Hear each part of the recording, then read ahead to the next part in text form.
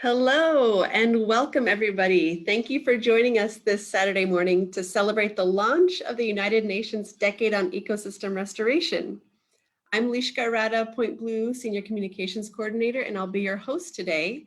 And I'm joined by filmmaker David Donnenfield, STRAW Program Founder and Ambassador Laurette Rogers, and Point Blue Pacific Coast and Central Valley Group Director and Climate-Smart Restoration Expert Tom Gardali. So today I'm joining from Coast Miwok lands, also known as Petaluma, California, in the northern part of the San Francisco Bay Area. I'm actually at our headquarters on the Schulenburger Marsh, one of our straw restoration sites. You might hear some blackneck stilts while I'm talking. So we'd love to hear where you're joining from today during this global celebration. So I'm going to launch a short poll for you to share if you'd like where you're coming from. Some of you may not be able to see the poll if you're joining in a certain way on Zoom, so sorry about that. But we'd love for you to share if you can see this poll. So here you go.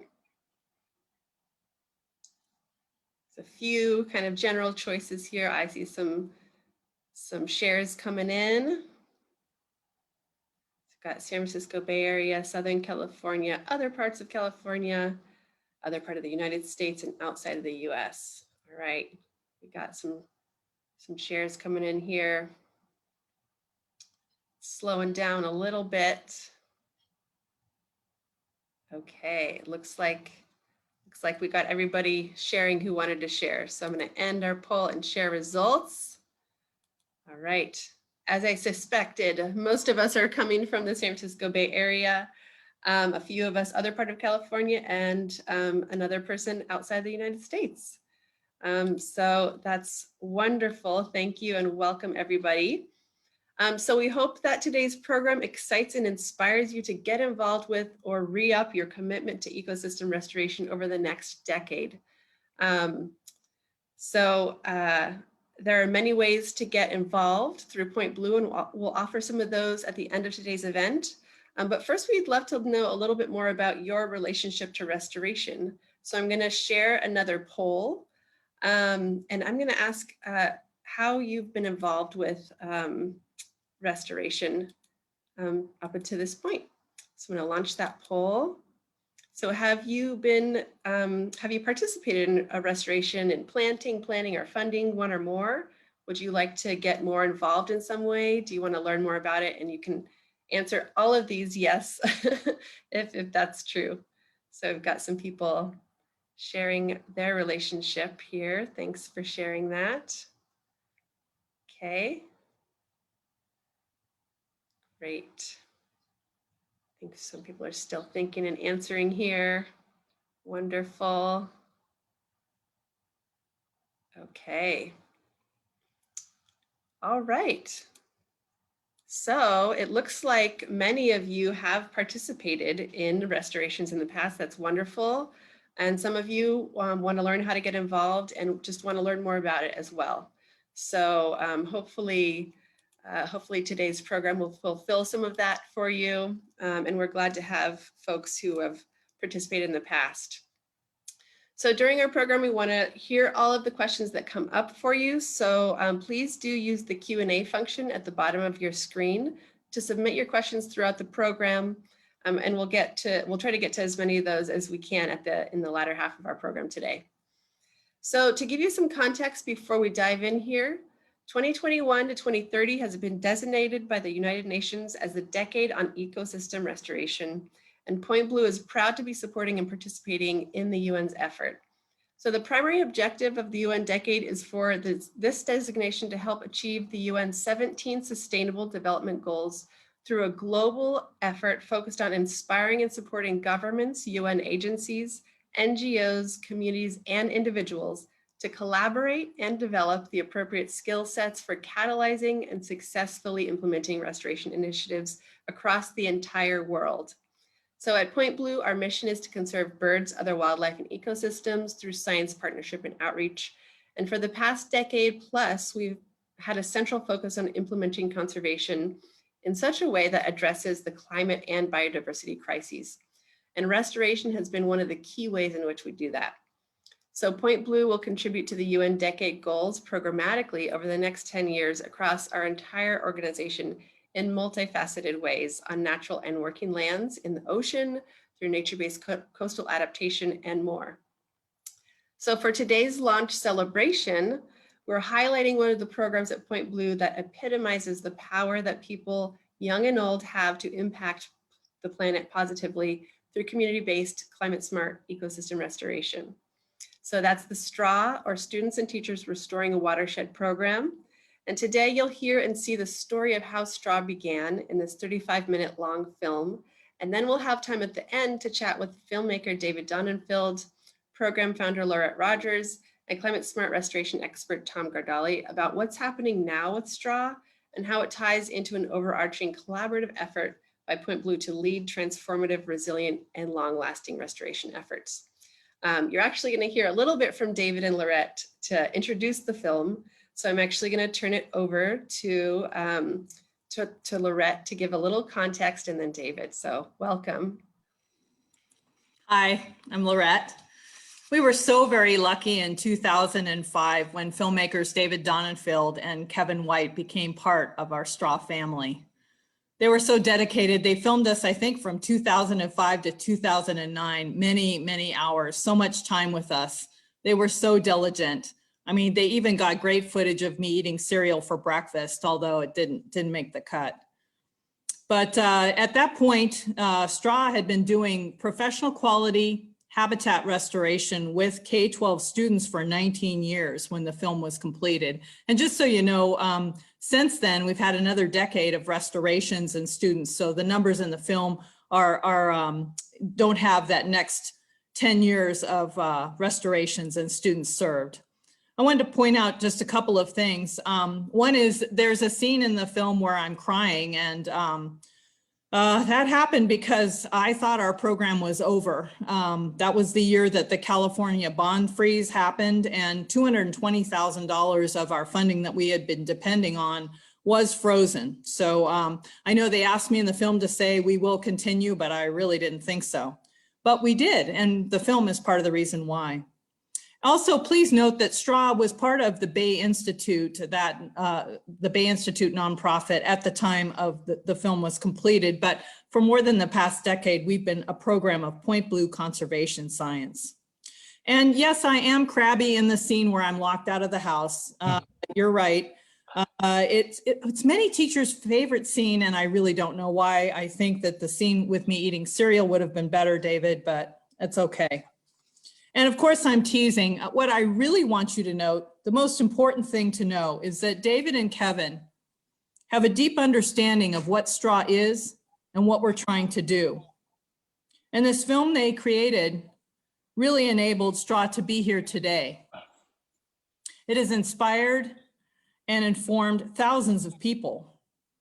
They've laughed, they've cried, they've been informed.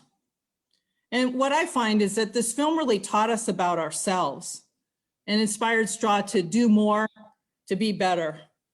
And through the last decade, it has brought us so much goodness to STRAW, including all of you here today. So with that, I want to turn it over to David. Thank you so much, David. Thanks, Laurette. And I want to add my welcome to everybody who's participating in this event. I'm really personally, as well as professionally, delighted that it's happening because environmental restoration is something that is not just a topic, a rich topic for a filmmaker to do compelling work by. It's actually even, as many of you know, it's a personal mission. But I have to say, despite Laurette's lavish praise, this was almost the film that wasn't. Because when I first met Laurette and her co-conspirator, Sandy Newman, it was at a professional restoration conference.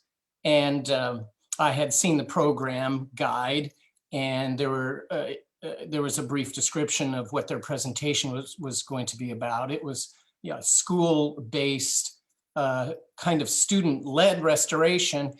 And given what our goals were with making a film on restoration, this seemed to fit a really unique niche because it had those community-based elements to it. And after the presentation, I was even more enamored of it, or at least intrigued. And I approached Laurette and Sandy walking down the hall and introduced myself. And I could tell right away from the reception that I got that they were more than just a little skeptical of this filmmaker, this media type person proposing to do a piece that highlighted their project. And I suspect, and now I know, it's because they had been not exactly mistreated by some other media types, but not dealt with in the way that they would have appreciated. And that way was through developing trust. And I think that is what comes through in the film. I sometimes say it's not the best made film. It's not the most technologically, advanced, but it is such a heart-to-heart message that people just cannot deny the power, the inherent power of this message. And as a result, the film garnered international awards all around the world at various film festivals. People were just so moved by the compelling nature of the mission. And that, I think, is really what Sandy and Laurette were protective of, is because this was a personal journey for them. It wasn't at all a school assignment. It was not part of even the small print of their contracts. They were doing something completely out on a limb because they felt compelled to serve their students and to serve their own conscience in a way. And if anything, I think our film really takes advantage of the truth-telling and the commitment that is expressed when the various people appear on the film. And that's what I have to say as well by way of introduction, Lishka. Thank you so much, David. And thank you, Laurette. So with that wonderful introduction of the film, I will invite you to grab your coffee, grab your mimosa, grab your water, grab your popcorn, and enjoy the film. And don't forget to submit your questions and inquiry through the Q&A function. I'll be keeping an eye on that. And we'll get to those at the end of the film. So we'll see you in about half an hour. All right.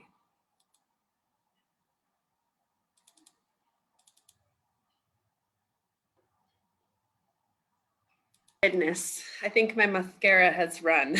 I'm always so inspired by that film. Such a hopeful way to launch this decade. I'm so glad we're doing this. So we're going to move into our Q&A portion. Thanks to those who have submitted questions. Please continue to do so.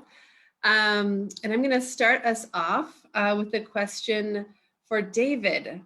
So David, we just saw this wonderful film. Can you tell us a little bit more? You told us a smidge in the intro, but can you tell us a little bit more about what motivated the making of this film?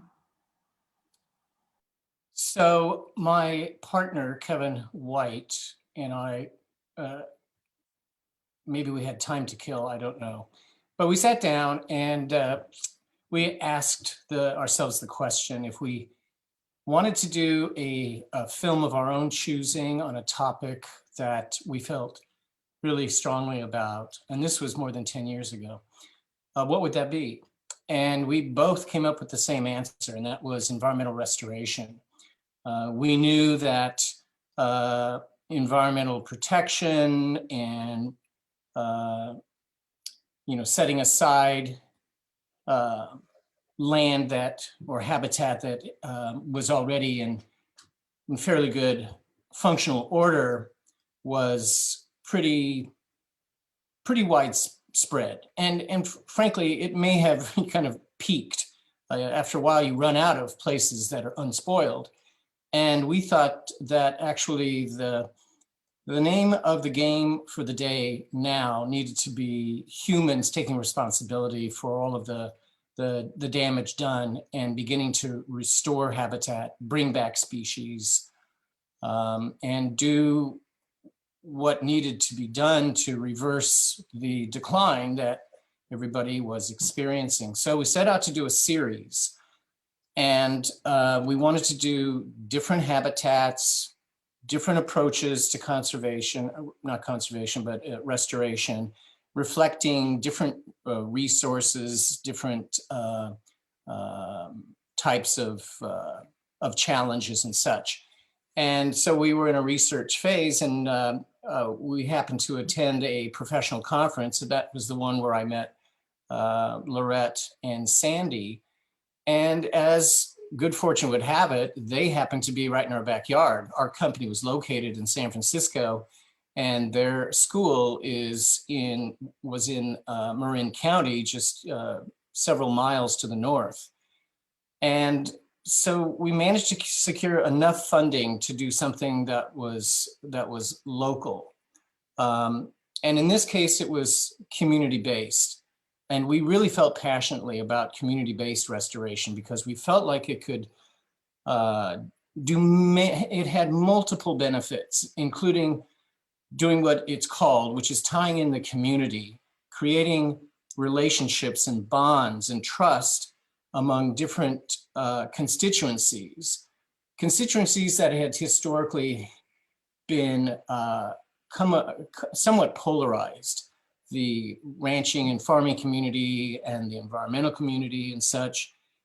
And this also tied in education. And I personally have a passion for education. So all these indicators pointed to the Straw Project, and we managed to overcome Laurette's skepticism. And she entrusted us with telling this fabulous story. And it is as good as it looks.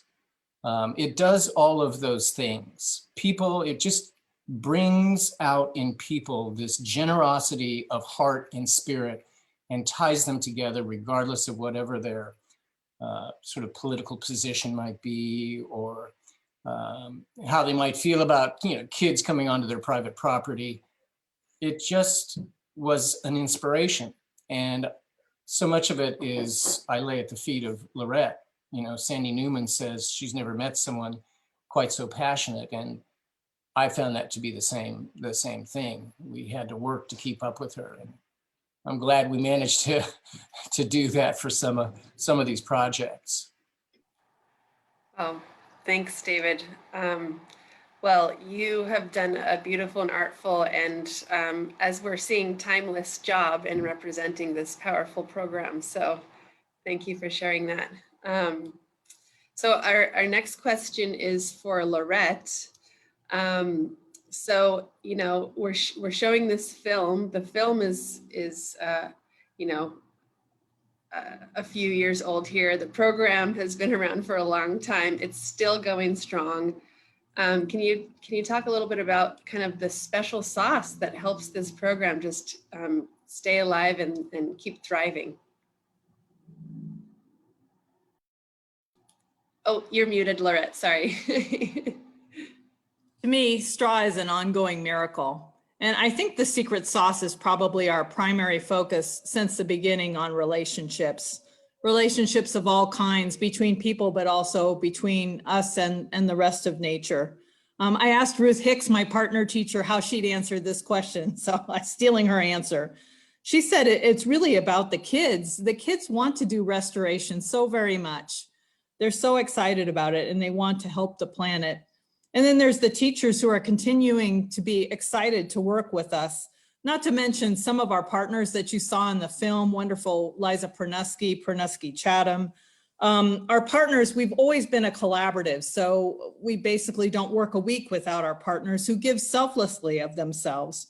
And then the brave landowners, the ranchers, the rangers, all the folks who let us come on their land and work with them. They're amazing leaders in our program. And lastly, I just say the media. The media really has kept us alive, from newspaper articles, magazines, TV blurbs, but none more powerful than this film that you just saw. A simple question was consequential for Straw and remains so. It really, the beginning of that film, showing that film the last 10 years has really been a turning point for our program and carries us into the future. Thanks. Thank you, Laurette. Yes, sounds like collaboration is a major piece of the secret sauce, along with, you know, your amazing energy as well with starting this program and being a continued part of it. So thank you for that. So next we'll go to Tom. Tom, we haven't heard from you yet. Welcome again. And so, Tom, can you tell us a little bit more about the climate smart restoration aspect of Point Blue's approach and how programs like Straw fit into it? Yeah, I'm happy to. And I just want to say I've seen that film lots of times now, and I still love it. It's great. So thank you so much for that, David. And I have to agree with you, Lishka. Special sauce has lots of ingredients, and Laurette is a key ingredient, and I've always appreciated that about her. So, yeah, you know, climate smart restoration is just acknowledging that as we know, climate change is not something that's coming; it's something that's here. It's something that's going to continue to impact our human and natural systems, and it's going to bring things like extreme events like drought that we're in right now. It's going to bring more intense and frequent fires. And so that's a challenge for restoration going forward, right? On top of it, there's lots of uncertainty. Will we get more or less rain? There's also another kind of uncertainty around how will we as humans respond to climate change? And so when we think about restoration and the role it plays, we sort of think about, okay, well, what can restoration do? It's a discipline and practice that's traditionally sort of tried to recreate what once was, and now we need to think about what's coming. And so we started by a long time ago with Straw. In fact, before Straw was even at Point Blue, talking with a team about what can we do? Do we need to do something different? And we started with a definition, and I'll read the definition. It's climate smart restoration is a process of enhancing ecological function of degraded or destroyed areas in a manner that makes them resilient to the consequences of climate change. So that basically just says, what can we do right now in our projects that happen every year will help them survive what climate change has to bring. And the good news is that it turns out that there's a lot you can do. You know, so for example, if you're thinking about a world with more drought, you can plant more species that are drought tolerant, and you can plant those in higher densities. In a world that has more fire, you can plant species that are fire adapted, a diversity of those, and in higher densities. So there's just some simple examples of what you can do and what Straw is already doing and has pioneered doing as well. I also just mentioned that, you know, when Straw started, and, you know, global warming is mentioned in the film, but we weren't thinking necessarily about restoration as a solution to climate change, but indeed it is, right? We know that those plants that are planting are carbon. They're pulling carbon, they're putting it in the soil, they're storing it in themselves. And so it is not only something that we can do for freshwater shrimp and birds and fish, et cetera, but it's something that we can do to combat climate change directly. And so it's really just important in that way as well. You know, I guess I'd say that Straw has just been essential in all aspects of thinking about climate smart restoration. And as a scientist, I can come up with ideas, but if those ideas aren't grounded in reality, then they're just ideas.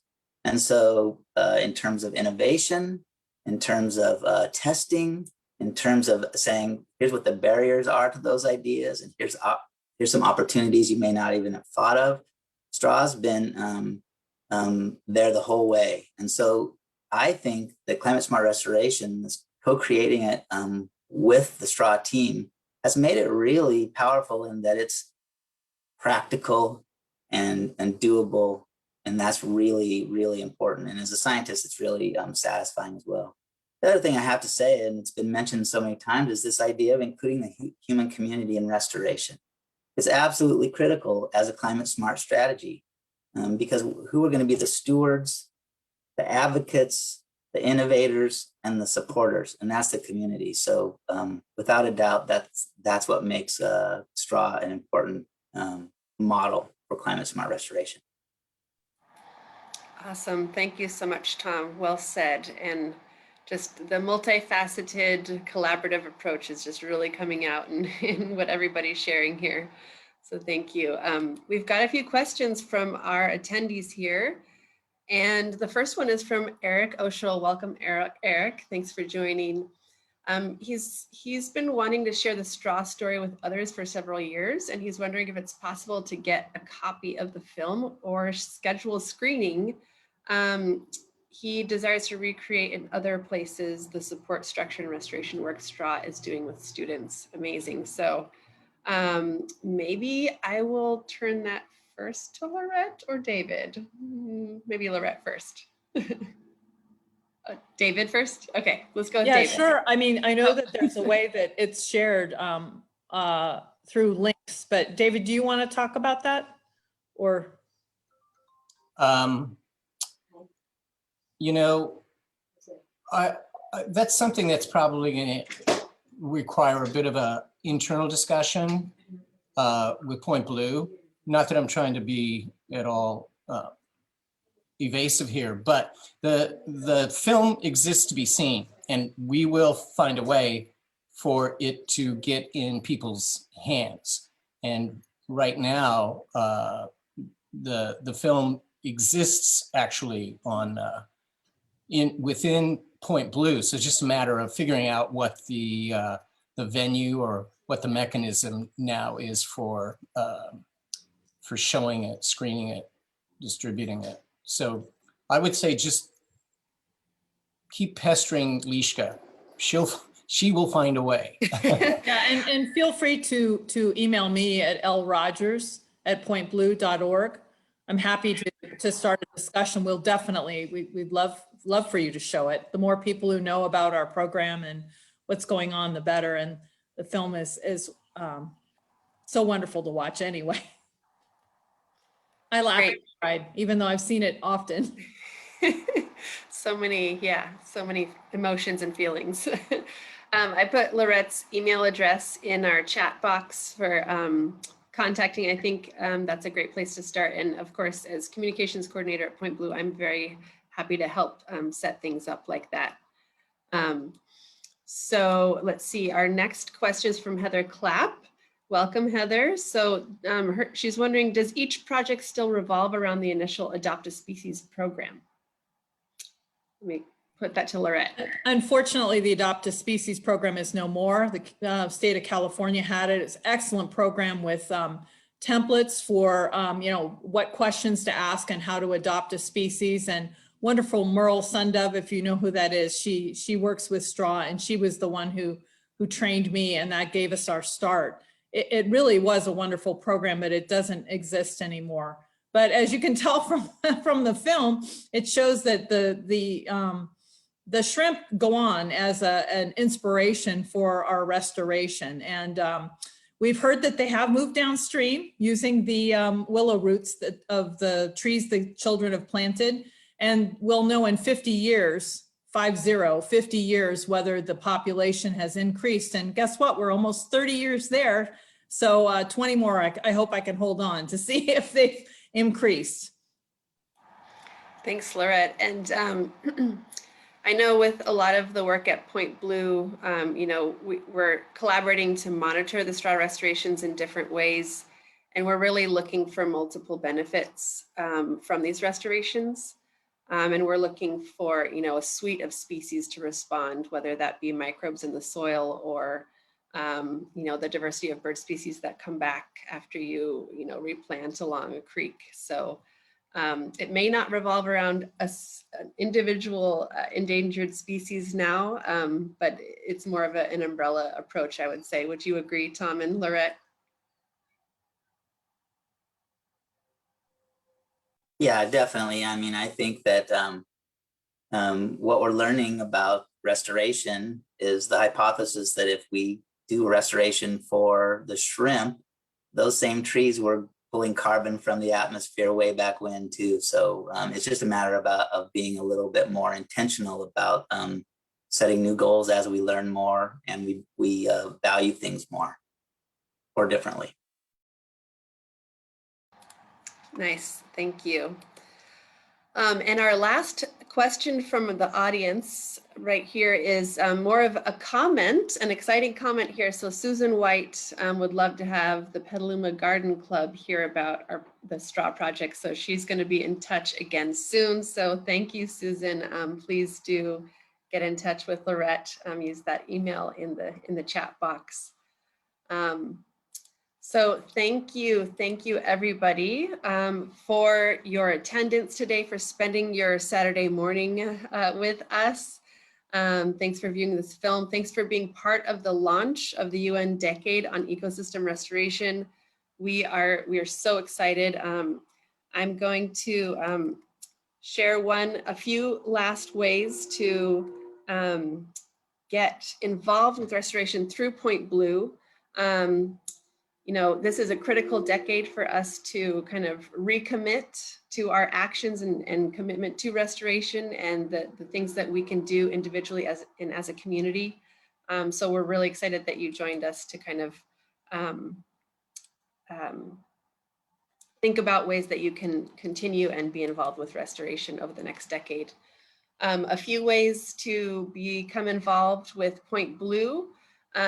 So supporting our work really makes a difference. So all of our projects, our expanding projects into the Sierras and the South Bay, they do require all sorts of different kinds of support, financial support, individuals, foundations, everything. But your individual support really helps us be more innovative. So we would love your support. Also using our tools. So we have a tools and resources section on Point Blue's website that apply to the individual and their backyard, all the way up to practitioners who manage hundreds of acres of habitat. So I'll be sharing some of these links in the chat so you can access those. You can also volunteer, intern, collaborate, work with us. We love collaborating with graduate students. We have internships. There's some volunteer opportunities with the STRAW program and others on our volunteer page. Of course, everything's sort of evolving with COVID now, but in-person volunteer opportunities are starting to sort of open up. So we've got plant nurseries, we've got restoration days, things like that. And just staying in touch with us. So, you know, a real strong message is that it takes a community, it's multifaceted. So just staying in touch, keeping the energy up, and, you know, having this decade to kind of come together and really collaborate, innovate, and up the ante on restoration means staying in touch and sharing our ideas. So I will share that information in the chat right now, some links for you. And I will also share that information in our follow-up email to you. So this has been recorded, so we'll share that with you as well. So thank you all so much for joining. Let's celebrate restoration, get out into nature, observe some birds, some soil, some insects today, and stay connected. Thank you everybody so much.